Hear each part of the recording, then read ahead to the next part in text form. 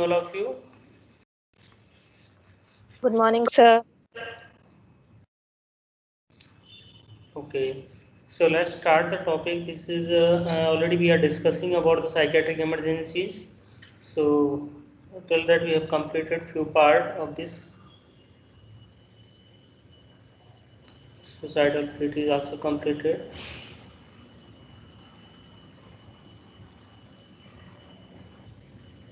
Homicide is also completed. Violent behavior or excitement. These are the management. Now we are going to discuss about the aggressive patient. So after the aggressive, the patient will have the violent, which is the acute condition, and violent is the severe condition.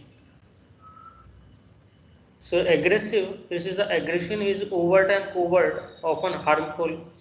Social interaction with the intention of inflicting damage upon another individual. There are two basic terms which is associated with the aggressive or violent patient. When the patient is become aggressive, the patient is converted into the violent condition or violent patient.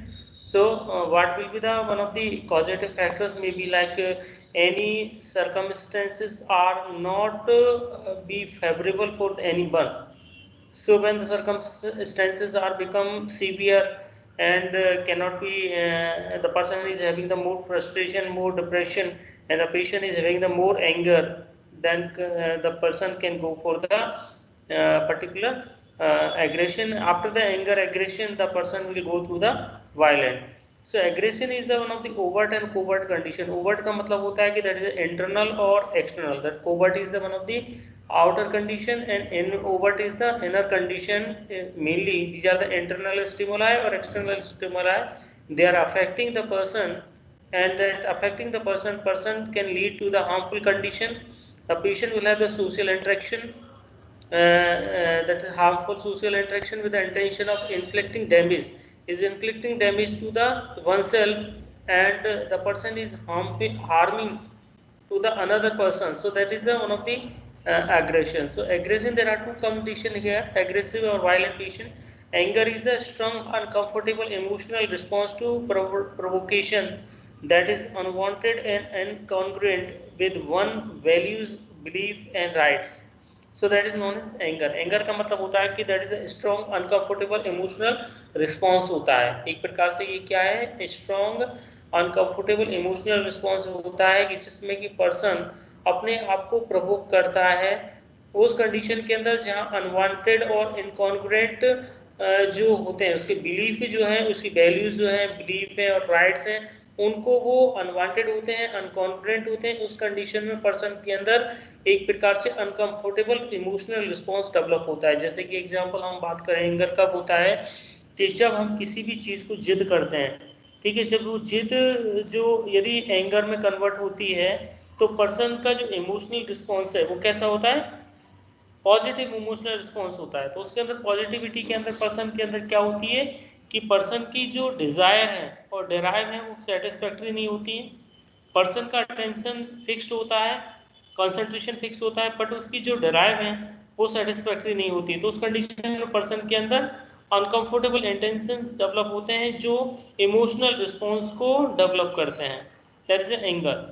Aggression का मतलब होता है कि जब आपका anger control में नहीं होगा, ठीक है, उसको एंगर को मैनिपुलेट नहीं कर पाएंगे, उस कंडीशन में हमारा बिहेवियर एक प्रकार से कैसा होगा, माल एडेप्टिव बिहेवियर होगा. जो माल एडेप्टिव बिहेवियर का कारण क्या है कि वो या किसी दूसरे को हार्म पहुंचाएगा या खुद को हार्म पहुंचाएगा. और ये it become a painful condition. ये पेनफुल कंडीशन होती है जिसमें कि दो प्रकार की कंडीशन होती है इसमें, फिजिकल और वर्बल. फिजिकली वो किसी से फाइटिंग करेगा या उसको यदि ये उसको हार्म पहुंचाएगा तो that is a physical harm, that is act of oneself. Then verbal का मतलब होता है कि verbal abusive language is using in the aggression. So these are the two condition comes in the aggression, anger. After the anger the person will have the aggression.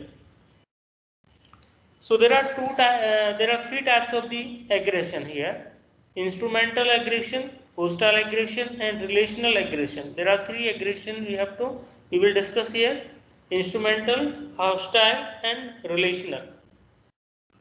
Then first is the instrumental aggression. Instrumental aggression का मतलब क्या होता है, it is aim to obtain an object or privilege with no deliberate intent to harm another person, so that is known as instrumental aggression.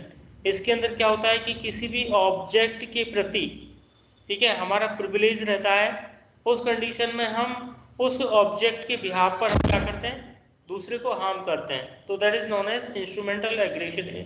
इसमें क्या होता है कि किसी भी चीज को पाने के लिए, ठीक है, या किसी भी पर्टिकुलर प्रिविलेज को अपना प्राप्त करने के लिए, फाइंड आउट करने के लिए हम दूसरों के साथ लड़ाई लड़ते हैं, that is known as instrumental aggression. Hostile aggression क्या होता है? It is intended to harm another person such as hitting, kicking, threatening to beat up someone. दूसरों को मारना, किकिंग करना, हिटिंग करना, ठीक है, दूसरों को हार्म पहुंचाना, that is known as hostile aggression. Now is the relational aggression. Relational aggression के अंदर it is a form of hostile aggression होता है that does damage to another peer relationship. दूसरे के रिलेशनशिप को, जैसे एक बार हम क्या करते हैं, किसी के साथ फ्रेंडशिप करते हैं और थोड़ी देर बाद हम उसको फ्रेंडशिप को ब्रेक कर देते हैं. क्यों कर देते हैं? क्योंकि एक प्रकार से ये एक सोशल एक्सक्लूजन होता है और रूमर्स होती हैं जो हमारे चारों तरफ फैलती हैं, जिससे हम अपने रिलेशनशिप जो होते हैं उनको ब्रेक कर देते हैं किसी दूसरे पर्सन के साथ. उस कंडीशन के अंदर हमारे अंदर एक प्रकार से होस्टाइल एग्रेशन डेवलप हो जाता है, जिसको कहते हैं रिलेशनल एग्रेशन. जैसे आपने देखा होगा कि घर टूट जाते हैं, पड़ोसी के कहने पर घर टूट जाते हैं. पड़ोसी का मतलब होता है कि पड़ोसी जो होता है वो रूमर्स फैलाता है फैमिली के अंदर, जिससे उस फैमिली के अंदर जो भी मौजूद व्यक्ति हैं उनके अंदर एक प्रकार से क्या होता है, इंटेंशंस डेवलप होता है, जो बिकम ए होस्टाइल एग्रेशन में डेवलप हो जाता है, जिसको कहते हैं रिलेशनल एग्रेशन, जो कंप्लीटली वो रिलेशन को ब्रेक कर देता है. Then etiological factor of aggression. What are the etiological factor or what are the risk factor of the aggression? First है आपका personality disorder. Personality disorder comes in the antisocial personality and borderline personality disorder. So these two disorder comes in the personality disorder. These are some of the risk factor they may develop into the aggression. तो anti social का मतलब होता है कोई भी व्यक्ति anti social activity develop करता है, जैसे कि जुवेनाइल डेलिक्वेंट चाइल्ड होता है, जुवेनाइल डेलिक्वेंसी होती है, उसके अंदर anti social activity person perform करता है फ्रॉम द बिगिनिंग, जिसके अंदर क्या होता है कि एग्रेशन में डेवलप हो जाता है. बॉर्डरलाइन का मतलब होता है कि person is become in the borderline condition. Borderline condition ना इधर का ना उधर का, that condition is known as borderline. The personality is become borderline, the person is become aggression. Brain damage, यदि किसी व्यक्ति का ब्रेन डैमेज होता है या CVA होता है, कार्डियोवास्कुलर एक्सीडेंट होता है, उस कंडीशन में ये एग्रेशन डेवलप होता है. बचपन में यदि ब्रेन डैमेज हो गया या आपको ट्रॉमा हो गया है या हेड इंजरी हो गई है या अल्जाइमर डिजीज है, आपको भूलने की ज़्यादा प्रॉब्लम है, या आपके अंदर ब्रेन के अंदर डिजेनरेशन हो रहा है या ट्यूमर हो गई है, तो उसकी वजह से जो भी आपके जो व्यक्ति होता है उसके अंदर एग्रेशंस के चांस होने के चांस ज़्यादा होते हैं. सीवियर पेन, यदि सीवियर पेन होने पर, यदि जैसे आपने देखा होगा कई बार हमें कुछ पेन हो जाता है, हेडेक हो जाता है, तो हम क्या करते हैं कि दूसरा यदि हमें डिस्टर्ब करता है तो हम उसको कई बार एग्रेशन रूप ले लेते हैं, उसको एंगर हो जाते हैं, गुस्सा हो जाते हैं, यार मेरा ऑलरेडी सर में दर्द हो रहा है severe and you are just you are disturbing me, so that developing into the aggression factor. Then organic mental disorder. Organic का मतलब होता है कि डेलिरियम एंड पर्टिकुलर ऑर्गेनिक साइकोसिस. सो डेलिरियम का मतलब होता है कि जब किसी व्यक्ति का ऑर्गेनिक साइकोसिस के अंदर, डेलिरियम के अंदर एक्यूट कंडीशंस जो है उसके अंदर लॉस ऑफ कॉन्शियसनेस होती है, तो लॉस ऑफ कॉन्शियसनेस के अंदर पर्टिकुलर पर्सन के अंदर एग्रेशन डेवलप होता है. यदि पर्सन का कॉन्शियसनेस लॉस हुआ, उसको पता नहीं है कि वो मैं क्या करने जा रहा हूँ, this unaware about the particular circumstances और any type of cause. Then organic साइकोसिस. Organic साइकोसिस की हम बात करें तो ऑर्गेनिक एनी ब्रेन डिसऑर्डर और any brain degeneration of the sales, उसके अंदर ऑर्गेनिक साइकोसिस डेवलप होता है, जिससे पर्सन के अंदर एग्रेशन डेवलप होते हैं. Psychiatric disorder. इन साइकेट्रिक डिसऑर्डर के अंदर आप देखोगे साइकोसिस, एनी साइकोसिस कंडीशन जिसकी इंसाइट एब्सेंट होती है, उस व्यक्ति को हम साइकोसिस कहते हैं, जो आपका एग्रेशन के अंदर डेवलप होता है. एग्रेशन का मतलब होता है जिसकी आपकी इंसाइट ही प्रेजेंट नहीं होगी तो क्या होगा, पर्सन को पता ही नहीं चलेगा कि मैं एग्रेशन कर रहा हूँ या किसी से गुस्सा कर रहा हूँ. ठीक है, बट वो इंटेंशनली वो उस चीज़ को नहीं करता है, बट अनइंटेंशनली उसको डेवलप करता है। ऑर्गेनिक साइकोसिस के अंदर सॉरी आप मेनिया में आप देखोगे कि हाइपर एक्टिविटी होती है, हाइपर एलिशन ऑफ द मूड होता है, जिसके अंदर पर्सन को जब मूड एलिशन होगा तो उस कंडीशन में एग्रेशन डेवलप होगा। नेक्स्ट जो है, यदि किसी पर्सन के अंदर मेजर डिप्रेशन है, ठीक है, तो मेजर डिप्रेशन के अंदर हम बात करेंगे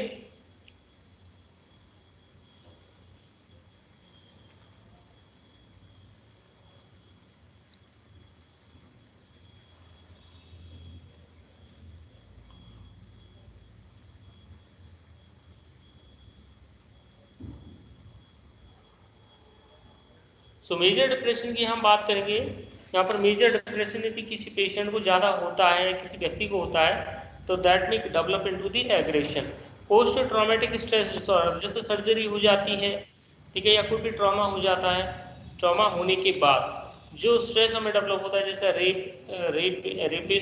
रेप विक्टिम्स होते हैं, या फिजिकल एब्यूजर होते हैं, या अल्कोहलिक होते हैं, जिनको मेनली क्या होता है, पोस्ट ट्रॉमेटिक स्ट्रेस डिसऑर्डर होता है। ट्रॉमा होने के बाद जब उनकी रिकवरी स्टेज होती है, तो उस दौरान यदि कोई भी उनके माइंड के अंदर स्ट्रेस हो रहा है, तो दैट में develop into the aggression. Then environmental factor के अंदर हम बात करें सोशल कॉन्फ्लिक्ट।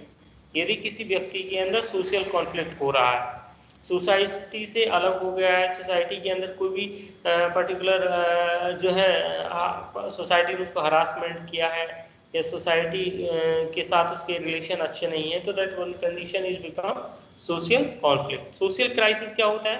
सोशल क्राइसिस के अंदर मेनली फाइनेंशियल कंडीशन डेवलप होती है सोशल क्राइसिस के अंदर, या जो ब्रोकन फैमिलीज होती हैं उनके अंदर भी ये सोशल क्राइसिस डेवलप होता है। फैमिली डिसऑर्गेनाइजेशन, जहाँ फैमिली डिसऑर्गेनाइजेशन होता है, फैमिली अलग अलग हो जाती है, उस कंडीशन में प्रत्येक व्यक्ति के अंदर मेनली सोशल एग्रेशन होता है। तो सेंसरी डिप्राइवेशन के अंदर हम बात करें, तो सेंसरी डिप्राइवेशन में जिसकी हियरिंग लॉस होती है या विजुअल इंपेयरमेंट होता है, that also is become a risky person to get the aggression.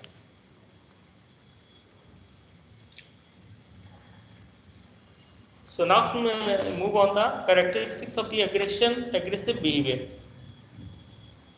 So characteristics of the aggressive behavior, first is a violent behavior. यदि किसी पर्सन को एग्रेसिव बिहेवियर डेवलप होता है, तो उसका मेनली कैरेक्टरिस्टिक्स क्या होंगे, उसके लक्षण क्या होंगे? फर्स्ट हुए लक्षण होते हैं वायलेंट बिहेवियर।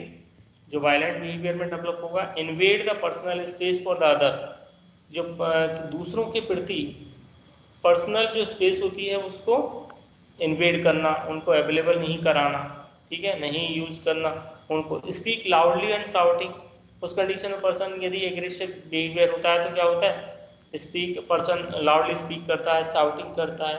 थ्रेटनिंग गेस्चर के अंदर जैसे शेकिंग करना, फिस्ट करना हाथों को, स्टैम्प फीड करना, ठीक है। तो इस तरह की जो गुस्से की जो पर्टिकुलर एक्टिविटीज़ होती हैं, एग्रेसिव बिहेवियर की जो एक्टिविटीज़ होती हैं, जैसे बॉडी शेकिंग करना होता है, फिर अपने जो हाथों की जो मुट्ठी होती है उनको दबा के रखते हैं मारने के लिए, स्टैम्प फीट होता है, या भागने की कोशिश करते हैं, आगे पीछे करते हैं पैरों को, ठीक है, तो that is stamp feet. Aggressive posture का मतलब होता है कि जो पोस्चर की कंडीशन है वो बिकम एग्रेसिव रूप में होती है। So these are the some of the characteristics of the aggressive behavior. Now we have to go for the management of the aggression. So management की हम यहाँ बात करें कि मैनेजमेंट किस तरह का मैनेजमेंट होता है एग्रेशन के अंदर। So management of the aggression, there are certain principles to be followed by managing a patient with the aggression. So these principles ensure the safety of the patient as well as caregiver. सो कुछ principles होते हैं aggression के, हम उनको follow करते हैं कि management के अंदर।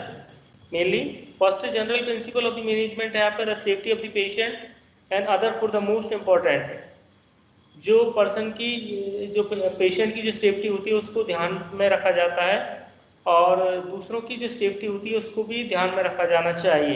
जब भी पेशेंट का एग्रेशन, यदि किसी व्यक्ति का एग्रेशन हो रहा है, तो पेशेंट की सेफ्टी जरूरी है और दूसरे लोगों की भी सेफ्टी बहुत जरूरी है।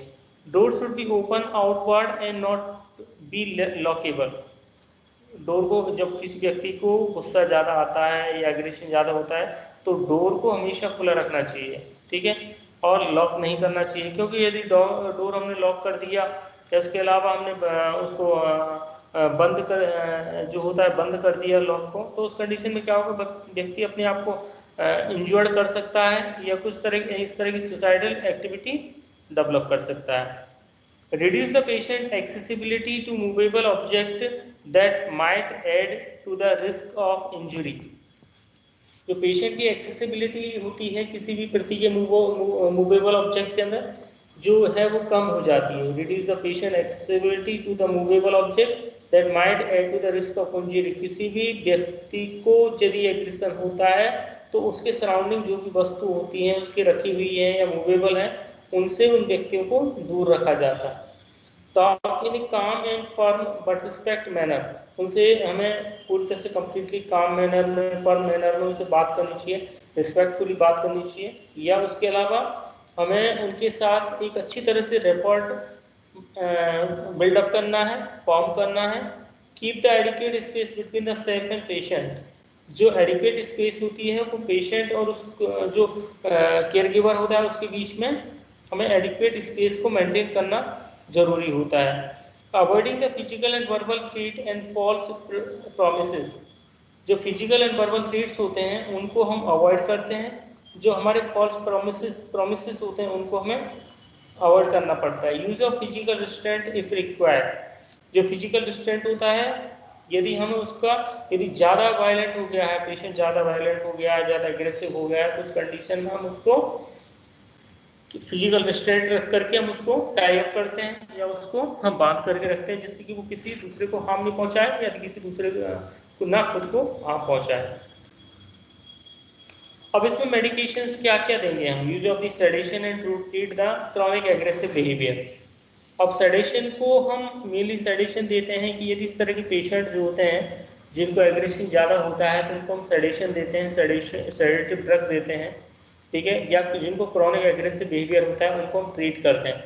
जैसे एंटीसाइकोटिक ड्रग्स होती हैं, एंटीसाइकोटिक ड्रग्स की हम बात करें जैसे हेलोपेरिडोल है, रिस्पेरिडोन है, ट्रेजोडोन है।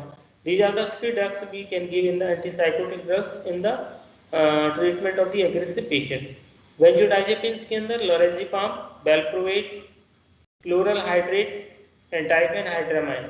So these are the four drugs we can give as in form of benzodiazepines for the patient or chronic aggressive patient.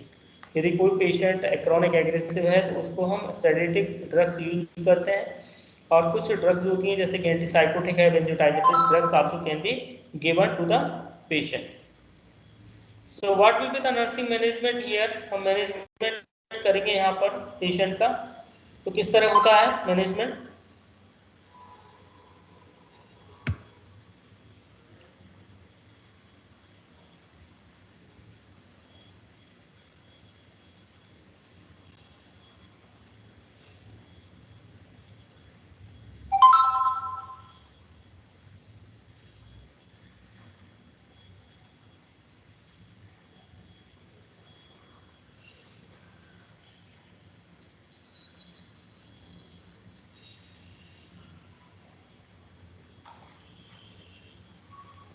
So next भी है नर्सिंग मैनेजमेंट के अंदर anger management, then assertive training, then environmental strategies, then cathartic activities, behavioral strategies we can develop, seclusion and restraint, and medications also can be prescribed for the nursing management of the aggressive patient. First है anger हमें management करना है, anger को हमें management करना है। यदि किसी व्यक्ति को एंगर डेवलप हो रहा है तो हम उसको मैनेज कर सकते हैं।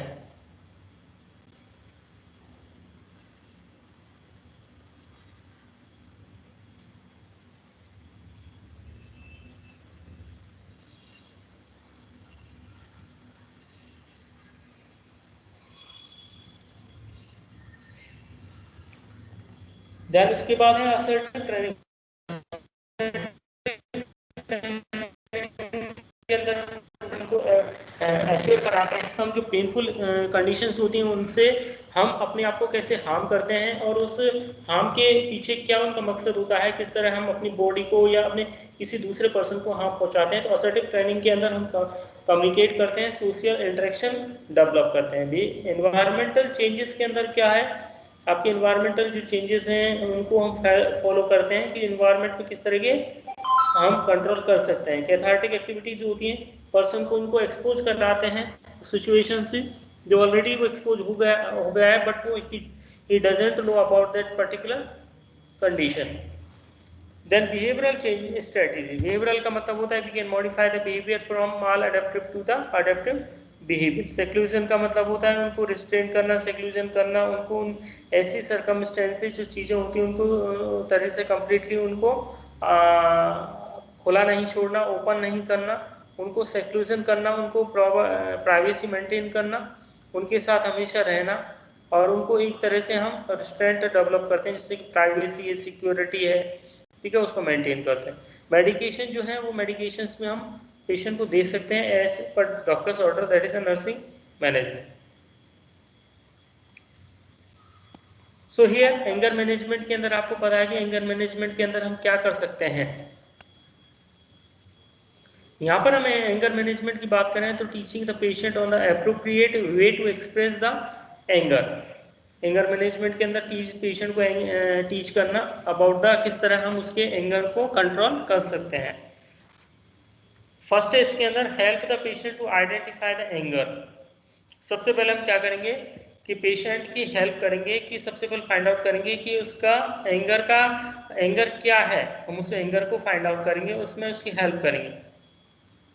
देन उसके अलावा हम इंस्ट्रक्शनल एक्टिविटी क्या देंगे, एनकरेज करेंगे patient to focus on non verbal behaviour and feeling associated with anger, कि एंगर से उसको क्या फील हो रहा है, ठीक है, और वो उसका नॉन वर्बल बिहेवियर किस तरह का है, हम उसको आइडेंटिफाई करने के लिए पेशेंट को एनकरेज करेंगे। सेकेंड इज द कंटेंट जो है practice the expression of the anger, जो एंगर का जो एक्सप्रेशंस होते हैं उनके बारे में उनको प्रैक्टिस कराएंगे कि किस तरह के यदि पेशेंट कॉन्शियसली स्टेबल है तो उस कंडीशन में उसको हम एक्सपोज कराएंगे कि एंगर होने के बाद क्या क्या कंडीशन से डेवलप होती हैं। एनकरेज करेंगे पेशेंट को to describe situation in which it is normal to feel angry.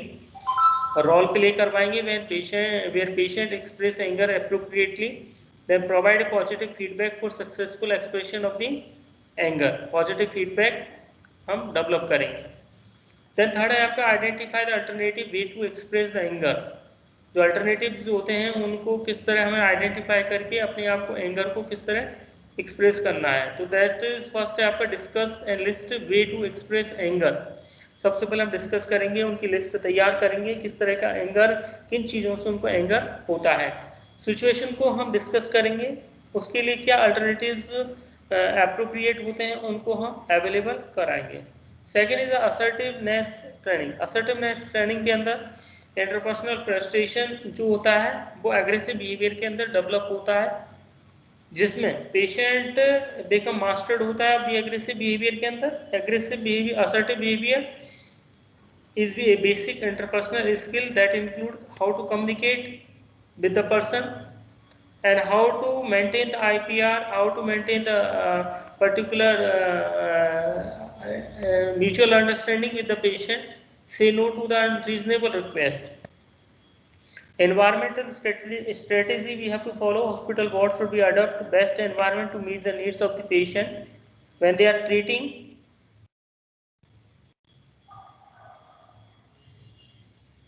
Then cathartic activities के अंदर हम करेंगे एनकरेज करेंगे patient to express the feelings through the use of exercise, deep breathing exercise, relaxation exercise, talking with the supportive person with the help can help the patient to regain the control, lower the feelings of the tension और any agitation. यदि किसी person को tension ज़्यादा हो रही है, agitation हो रही है, हम उनको लोअर करेंगे, पेशेंट को उनके कंट्रोल को रिगेन करेंगे, सपोर्ट प्रोवाइड कराएंगे, पेशेंट को कुछ एक्सरसाइज देंगे, उनसे पेशेंट को एंकरेज करेंगे कि अपनी खुद की जो फीलिंग्स हैं उसको एक्सप्रेस करें।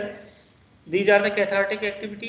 Then another behavioural strategy we have to follow, nursing intervention, just like nursing interventions के अंदर जो प्रिंसिपल्स होते हैं बिहेवियर के, उनको अप्लाई किस तरह करते हैं, उनका किस तरह का एग्रेशन पेशेंट के लिए किस तरह का मैनेजमेंट होता है, उनको कैसे मॉडिफाई कर सकते हैं। हम फर्स्ट हम अप्लाई करेंगे कि लिमिट सेटिंग, लिमिट में रहना हम उनको सिखाएंगे कि लिमिट में किस तरह रहना है। Communicate what behaviour is acceptable and what behaviour is not acceptable, ठीक है, किस तरह का बिहेवियर एक्सेप्टेबल है और किस प्रकार का बिहेवियर एक्सेप्टेबल नहीं है, ठीक है। जो भी कॉन्सिक्वेंसेस होते हैं बिहेवियर के अंदर वो अनएक्सेप्टेबल होते हैं। टाइम आउट का मतलब होता है short term removal of the patient from the reinforcing situation.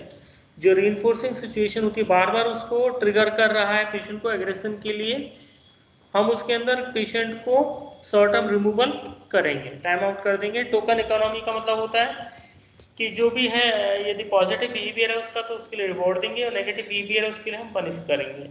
Seclusion के अंदर हम क्या करेंगे कि पेशेंट को एक कमरे के अंदर अकेला रखेंगे जो दूसरों को हार्म नहीं पहुंचा सके। यहाँ पर मैं आपको क्लास को ब्लॉक कर रहा हूँ, नेक्स्ट हम बात करेंगे नेक्स्ट क्लास के अंदर।